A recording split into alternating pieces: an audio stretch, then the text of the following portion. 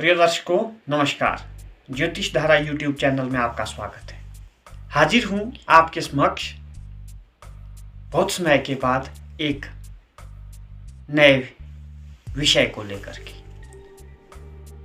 हमने पहले love marriage, intercaste love marriage पर वीडियो अपलोड किए थे। उस सीरीज में आज हम कुंडली में बनने वाले 2 विवाह के योग के बारे में आज आपसे चर्चा करेंगे। विवाह एक ऐसा शब्द है जो 2 पवित्र दिलों का बंधन होता है। अगर आपस में तालमेल ना हो तो जीवन को नर्क बना देता है। कुंडली में 2 विवाह के योग कैसे बनते हैं, इस पर हम चर्चा करते हैं।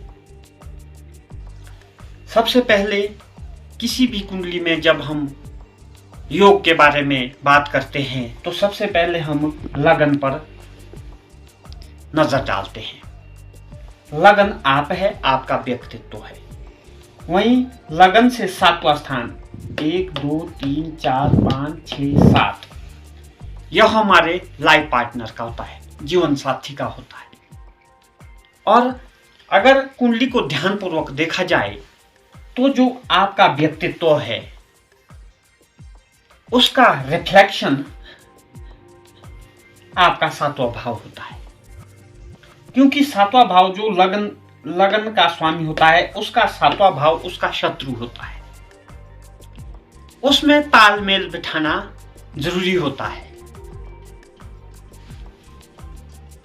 7वां भाव, ये चीजें हमारे को देखने के लिए लगन, 7वां और द्वितीय भाव जो 7वां का 8वां स्थान होता है, इन स्थानों पर हमारे को विशेष रूप से देखने की आवश्यकता होती है।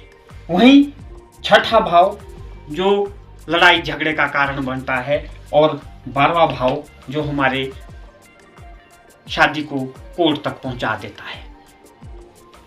इन 5 भाव पर हमें सबसे ज्यादा चर्चा करनी होती है। सबसे पहला सूत्र है, अगर इस 7वां भाव में द्वितीय भाव राशियां हो, जो ड्यूल कैरेक्टर की राशियां होती है, द्वितीय भाव राशियां होती है मिथुन 3 नंबर की राशि, कन्या 6 नंबर की राशि, धनु 9 नंबर की राशि, मीन राशि 12 नंबर की राशि। ये हमारी द्वितीय भाव की राशियां होती है, ड्यूल कैरेक्टर की राशियां होती है। अगर आपका जो 7वां खाना है, 7वां भाव है जो आपके लाइफ पार्टनर का है, अगर उसमें द्वितीय भाव राशियां हो, मिथुन, कन्या, धनु और मीन राशि हो, और जो 7वां भाव का स्वामी, अगर यहां पर जैसे हमने 6 नंबर लिखा हुआ है यानी कन्या राशि है, अगर इसका स्वामी भी द्वितीय भाव राशि में बैठा हो, 7वां भाव का स्वामी भी द्वितीय भाव राशि में बैठा हो और उसके ऊपर पाप ग्रह की दृष्टि हो,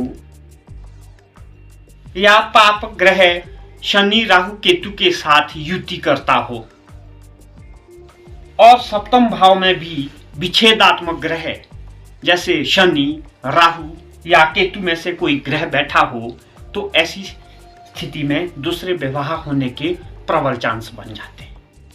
क्योंकि ऐसी स्थिति में पहला विवाह टूट जाता है तो आदमी का दूसरा विवाह हो जाता है। इसी एक सूत्र पर हम किसी की कुंडली में आकलन नहीं कर सकते कि दूसरा विवाह होगा। उसके और भी मुख्य बिंदु होते हैं। सप्तमेश पीड़ित हो, और विवाह का जो 7वां भाव का कारक होता है शुक्र ग्रह, वो भी अगर राहु केतु या शनि के साथ पीड़ित हो तो ऐसे में संभावनाएं बन जाती है कि व्यक्ति का दूसरा विवाह हो सकता है। फिर दूसरा सूत्र, 7वां भाव में सूर्य, मंगल, शनि, राहु, केतु, इनकी आपस में युति हो, जैसे सूर्य मंगल के साथ हो, सूर्य मंगल की युति सप्तम भाव में हो, सप्तमेश पीड़ित हो, शुक्र ग्रह पीड़ित हो, और कोई भी ग्रह सप्तम भाव को शुभ ग्रह ना देखता हो, तो ऐसी स्थिति में भी दो विवाह होने के प्रबल चांस बन जाते हैं।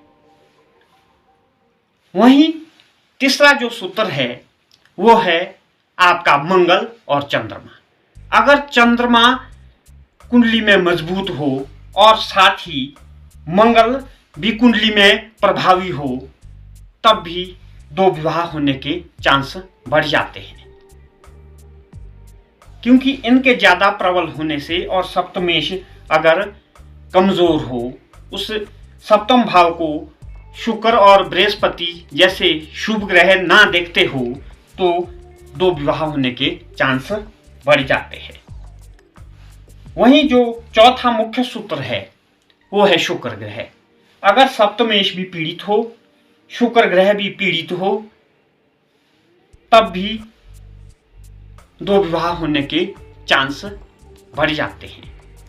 वहीं अगर लगन जो आप है और द्वितीय भाव जो सप्तम का अष्टम भाव होता है, और द्वादश जो हमारे कोर्ट कचहरी मुकदमे का स्थान है, ये तीनों ग्रह अगर छठे भाव में बैठ जाए और सातवां भाव भी पीड़ित हो, तब भी लड़ाई झगड़े के कारण कोर्ट में तलाक की नौबत आ जाती है और दूसरे विवाह होने के चांस बढ़ जाते हैं। तो दर्शकों, ये थे कुछ मुख्य बिंदु जो हमारे दो विवाह के होने का कारण बनते हैं। कुछ इस तरह से ही आज के कार्यक्रम को विराम देते हैं।